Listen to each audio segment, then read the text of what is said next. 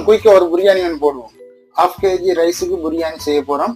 Oil 100 ml ஊற்றுவோம். Onion, இஞ்சி வெள்ளைப்பூடு பேஸ்ட், பீஸ் கராம்பு, 4 பீஸ் மிளகு, கொஞ்சம் கருவேப்பட்டை, கருவாயில 2,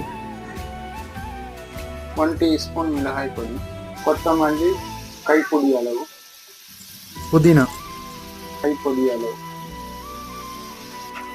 2 டேபிள் ஸ்பூன் தயிர், தக்காளி, தேவையான அளவு உப்பு, 1/2 லிட்டர் தண்ணி, சிக்கன் லெக் 4 பீஸ், அரிசியை போட்டு அப்படியே டம்ல வைப்போம். இந்த லெவல்ல தண்ணிக்குன்னா அப்படியே டம்முக்கு போட்டு முடிவீங்க. 12 நிமிஷம் அப்படியே டம்ல வைங்க. செம்மையாகிட்டு நீங்களும் ட்ரை பண்ணி பாருங்க.